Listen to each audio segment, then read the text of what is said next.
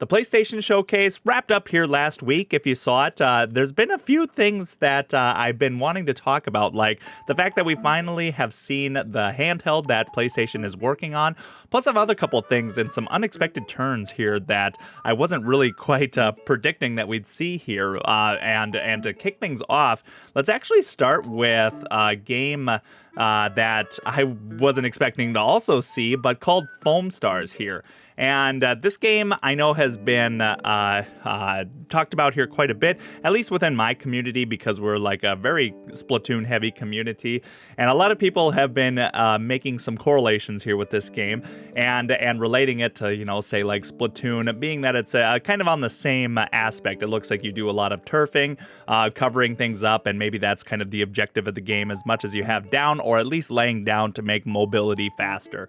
Honestly, when I saw Foam Stars, I kind of liked it. I'm on a good camp here for it. Even if it, you know, maybe will resemble some Splatoon here in the end, I always think a little bit of competition is a good thing. It might open other people's eyes to the game and bring people around to Splatoon. Or maybe if it does end up being a really fun, successful game, it might make Nintendo want to try harder on making their game more appealing. So it's honestly almost a little surprising that it's taken about this long. We're in Splatoon 3 right now, for there to be another game kind of like Splatoon out there. And I know that this one's definitely different with the foam. It looks like it got different elevations and things like that. It's just easier to compare this to Splatoon. And no, I think it'll be interesting. I don't know if I'm going to pick it up, especially if it's going to be like a $70 game, but it's definitely got my eye turned to it. And overall, I think in the end, it's going to be a good thing whether this game is a success or not. And moving down the list, we actually got a little bit more information, or at least some games coming on PlayStation VR 2. That's good, because when the PlayStation VR 2 dropped, it had a lot of positive buzz around it, and a lot of people loved it. But after the drop, there hasn't been much word or much talking about it here in general. I just haven't seen too many people that I know of at least been talking about it, just because I don't think there has been that many games to come out here after its release. And now they've introduced that there are still some games coming. They really didn't hit what I was looking for. I do think that if they want this to really succeed, I think that they have the hardware knocked down. They just need to bring some of those games on over, like VR chat. One of I'd say the biggest reasons VR is super successful is VR chat, and the fact that I don't see that coming to the PlayStation at all is just kind of concerning to me, I guess I'd say a little bit. Now, Beat Saber is coming here now that they announced it is released, but and that's obviously a really popular game. But I do think that they need to bring a little bit more to the table here to really turn eyes and get people to spend that extra almost $600 to get into this VR world here as well. I am excited for this. I wanted to pick one up. I paused here and everything like that, but I do think that they've got something going on here. I just hope that they can finish capitalizing on it. And here's for the unexpected news that I was not expecting to get, but we are going to be getting some PlayStation earbuds that obviously will work probably in junction with their handheld, the system, and then they even mentioned your phone and everything like that. Quite shocking that they made this announcement. I mean, what a competitive market to be in. There's AirPods and earbuds and everything from everybody here, but I guess why not Sony throw their hand in the ring and give it a try here too?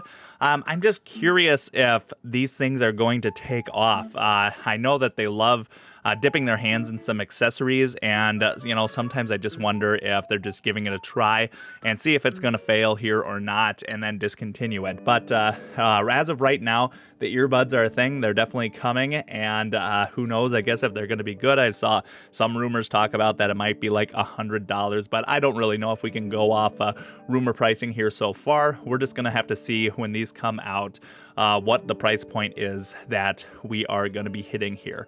And of course, now the biggest piece of news, we've got this very interesting looking handheld. I was, I guess, maybe surprised, I guess you could say, by the design of it. I knew it was coming. I knew that they said it's basically going to be like a screen in the middle of a PlayStation 5 controller.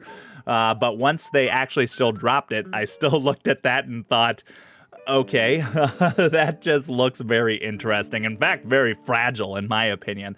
And a lot of people have been relating this now to a Wii U or something like that. And that's kind of what it's going to be. It's just going to be an extension off the PlayStation off the PlayStation 5. I don't know if they wanted to take the risk of making another handheld like they did with the Vita, since the Vita was kind of a commercial failure when it came out, but has gained a lot of popularity here now, and a lot of people have gotten behind the Vita in support of it.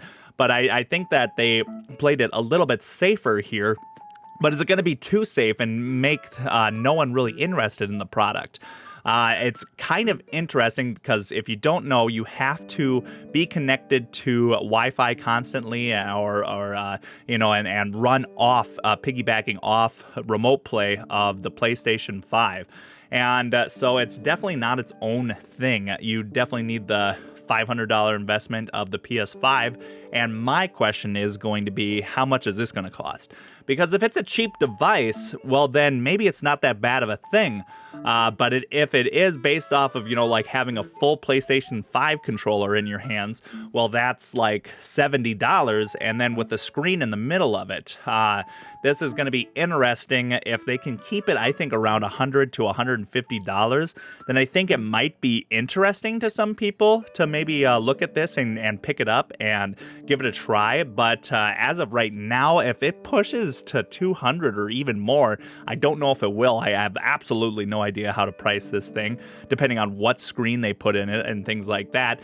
It's really kind of up in the air. And even if it was $100, I'm not sure if it's even going to be too successful, or if even retail stores are going to want to try to sell it. But it does exist, I guess, right now. They're pushing forward with it. Project Q is its name. And so it'll be interesting on its life, on how it's going to be going forward. I've definitely got my eye on this. I'm going to watch this and see, what it's going to come out of it. I'm definitely intrigued by this product, even though I don't know if I would pick one up personally. Again, it'd probably depend on the price. But I do like the form factor of like the Switch, being able to be brought wherever, and you can maybe play a game while you're laying in bed and play for an hour without getting up. I think that's basically the market that they're trying to hit here. Just people that don't want to get up and go downstairs or something like that and play their system. But hey, this product's going to exist. And let me know if you're interested in this, or if this is going to be a bust. In fact, my community here, we ran that community poll, which got 2K votes here. Asking just what people thought here kind of it, and give it a rating. And yeah, it's just not looking into heavy of support. Again, I think a lot of factors are going to be how much this thing costs. But right now, 5 are people that rated it 5, that they're going to love it. Only at a 4%. Another 5% for pretty interested, 16%, as that maybe we'll see what's going to happen here. And yeah, then we kind of start floating into 9% not quite sold, and number 1 as in a pass. 66% of people just saying not interested. Yeah, this will definitely be interesting on how this is going to move forward. I don't really know what their intentions were with this product, but hey, we're going to get it. And it's really throws in the air, I think, that products like this has already existed. Like, we have the backbone for both the Xbox and PlayStation, which you can remote play off of using your phone.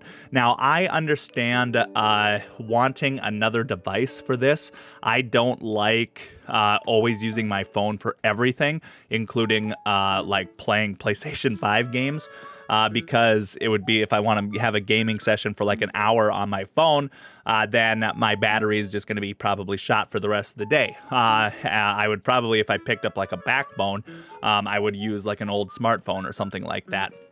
But this is definitely its closest competition. And the thing about the backbone is that it costs $100. Now, of course, you have to have a phone to operate it in general, but I think that's going to be the hard selling point, is that someone's already got a phone in their pocket that they can use as a screen, and this will only be offered as $100, where the PlayStation Project Q, again, depending on when that comes out and what price it comes out at, people might not be interested with it, with options like this here already on the market. But no, it's definitely interesting. I've got my eye here on everything, and we'll, if you want to follow along for updates, I'll always be probably talking about this in the live streams or something, and following things that come out. And if it's justifiable to make another video on it, then I'll definitely do that here as well. But that's kind of everything for the PlayStation 5 showcase there. I was surprised. It went a lot longer than what I expected it to. In fact, I haven't watched everything because I was in the middle of work, but they really packed in quite a lot of games throughout of it and showed us a lot. I was quite surprised for PlayStation with that. Even if the games might not have been right up in my taste, they definitely showcased a whole bunch of stuff that I'm sure some people were very happy about. But that's everything here, at least for this video. Thanks for making it into the end, and hey, have a good one now. Peace.